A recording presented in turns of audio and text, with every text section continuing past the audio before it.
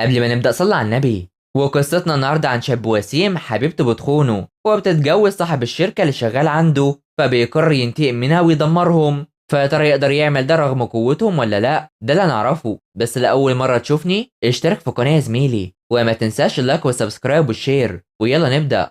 الجزء بيبدأ مع تحضير الزفاف الخاص بحفيدة الرئيس، واللي بتكون هي يو حبيبة سيدون غجو. بس بيجي لها يو فرحان انه شافها بتتجوز، علشان كده اتغلب على سون هو.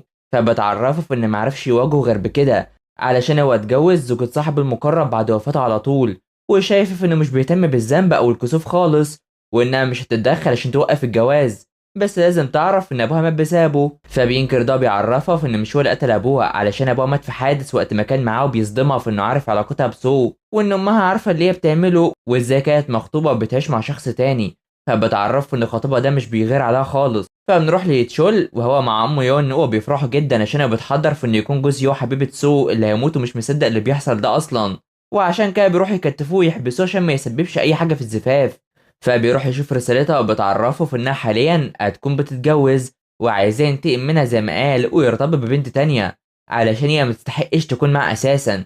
وبتخليه مصدوم من اللي بيحصل ده، عشان هو كان عاوز يتجوز من يو اون حبيبته، وبيبكي كتير على اللي بيحصل ده، وانه اتفاجئ مره واحده ولسه مش قادر يستوعب، خصوصا انه كان باني حياته عليها وبيروح يقعد وهو متضايق. فهنا الزفاف بيكون بيتم والكل بيحييهم على طول.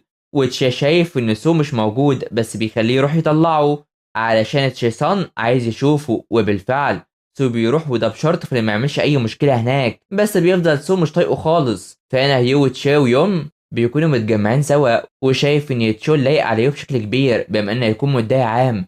وبيتكلموا، سو موجود هناك وبيشوف سو بيكون مش طايق اللي بيحصل ده وبيمشي. وسو متابع من يوم، فبيروح ليهم حزناء جدا من بعض، بس بيقرب عليها وبيعرفها في انها وحشه جدا، وهي شايفه في انه عنده حق في كل حاجه، علشان عارفه ان قلبه اتكسر. وبيروح يرمي لها الساعه بتاعته واللي كانت حقيقيه مش مزيفه وغاليه، وعايزاه يسيب ديسان بدل ما يتاذى، بس بيرفض علشان هي ازاي تخدعه في كل حاجه كده، ومش هيسمع كلامها في اي حاجه. فبتعرفه في ان هيقول دو عارف علاقتهم سوا، وبيعرف ان تشوم مساعد هيو هو اللي طرده من الحفله، واكيد تشيسان مش عارف باللي بيحصل، والا ما كانش داعي للزفاف اصلا. والحاف انه كان يعرض عليها الزواج منه، بس بتعرف انها عملت كده عشان هتاخد اسهم كتير من ديسان.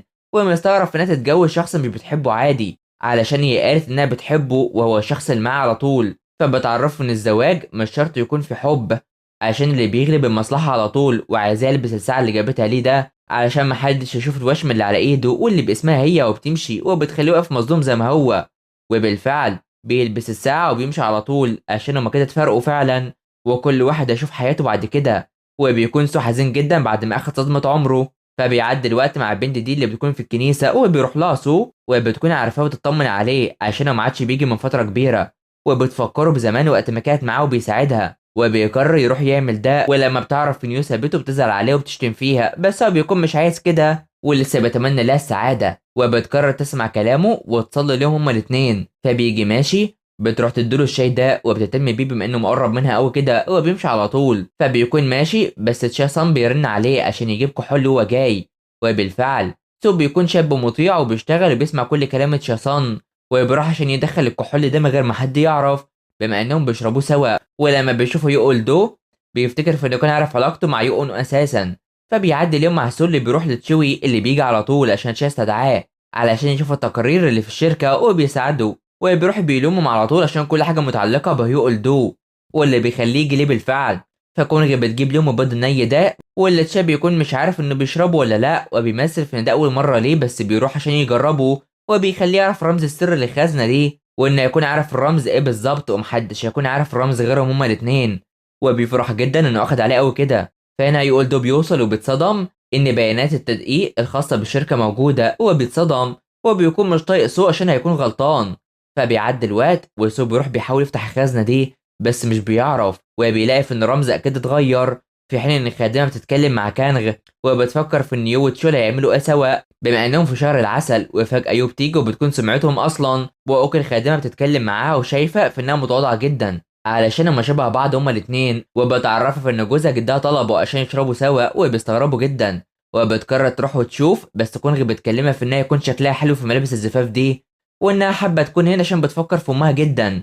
فبتروح تشوف ملابس الزفاف عليها وبتشوف صورتها مع ابوها من وهي طفله، وبتبكي كتير على فراقه علشان هي شاكه ان هيو هو اللي قتله، وكل هدفها في انها تنتقم منه، وعشان كده وافقت على الدخول في العيله دي. فبتمشي في البيت، ولما الشاب ده واللي اسمه تايون بيشوفها بيحاول يتجاهلها، بس بتوقفه ومش عارفه ليه بتجاهلها، وده عشان مفكر في انها بتكرهه، وده من زمان مش من دلوقتي، على الرغم انها اخته. هو بيكون محتار هي مبسوطه فعلا بالزواج ولا لا، علشان هي كانت المفروض بتحب سو وهتتجوزه، وبيصدمها وتشي بتيجي وبتوقفه، وبكده شخص تاني هو اللي عرفه اصلا، وعايزاهم يسكتوا بدل ما تشيسون يعرف ويتضايق من ده. وبتكون يوم مجبور على الجواز عشان هم من زمان عايزين يجوزوها لابن عيلة يوم عشان المصالح اللي بينهم، وتشي بتعرفها في انها لازم تخلي بالها عشان مش لازم حد يعرف بعلاقتها بسو، وهتحاول تخبي الامر عن جدها وعيلة يوم كمان. فبنروح تجمع عيلة تشاسون اللي بيكون ده عزوم معاهم على العشاء، وكمان هتيجي يو علشان يجتمعوا سوا.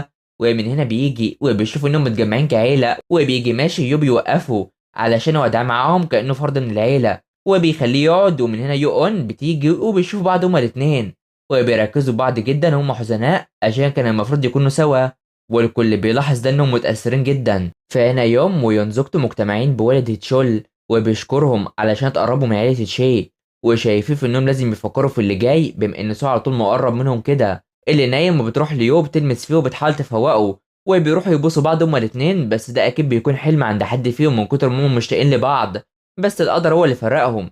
وبالفعل بيفوق بيلاقي خادم قدامه وبيفوقه علشان يتخلص من اثار الكحول دي بما انه شرب كتير امبارح عشان ينسى، وبيفكره باللي حصل كمان وبيخليه يفوق بسرعه علشان يروح لتشيسان اللي بيلاقي في انه خلص الكحول. فبيروح الشركه جري وبيدور عليه مش بيلاقيه، وبيشوف ان كلمات السر اتغيرت وبيحزن، وبيجي يشوف بيلاقي شيء، وبيعرف وقتها في انه عارف علاقته بيون، ولو كان عارف ما كانش هيدعي للزفاف ولا لا. فبيفتكر وقت ما كان مع يوم اللي عاوز يطرد سو مقابل ان يتجوز على اللي حصل، وبيعرفه ان ما كانش يعرف ان يو حفيدته، وان ما حبش يتقرب منها عشان طمعان في اي حاجه. فبيعرفه ان قابلها صدفه وارتبط بيها عن حب مش طمعان في اي حاجه، بس اللي حصل فجاه. وبيقرر ينهي كل اللي عمله معاه ويستقل من نفسه، بس تشاب بيرفض الاستقاله بتاعته دي، وبيقرر يسامحه وبيمشي معاه وبيثق فيه من تاني.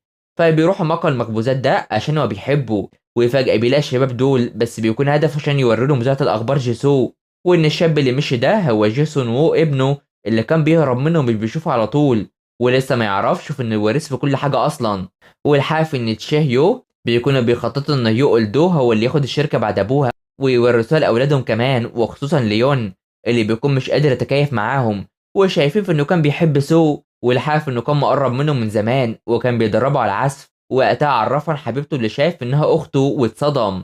فبيكون بياكل جده سو بيوصله، وهو بيعرف انهم كانوا عند ابنه جيسون، وبيجي رايح بيتقابل مع سو ومش طايقه على الاخر بس بيمشي. فهيو بيتكلم مع تشي علشان عاوز يمشي سو من معاهم، والحاف ان تشي اعطى الرموز الجديده للخزنه بتاعتهم، وراح وشاف كل حاجه فيها عشان عاوز يخلي ابنه جيسون يتقرب منهم من تاني ويبقى هو وريثه.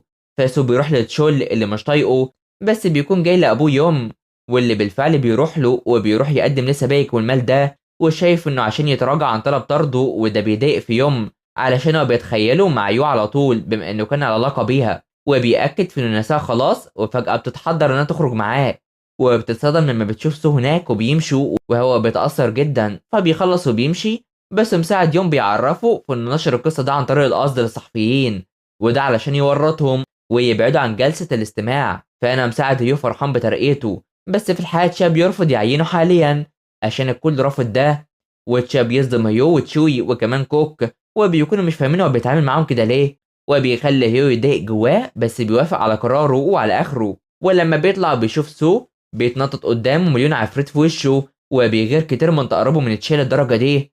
فهيو بيتكلم مع يوم وشايف انه مش هيتعين حاليا، وده بسبب سودون غجو، واللي هنا بيروح البيت ده وبيكون ضحك عليه، ومفكر في نيو هناك، بس بيدخل وبيكون محضر شخص عشان يقتله، وبيكون قتل شخص اصلا، وبيقرر يتحارب معاه، وبيفضل يضرب في سو بشكل كبير، وبيكون بيتخنق وهيموت خلاص، بس بيلحق نفسه على اخر لحظه.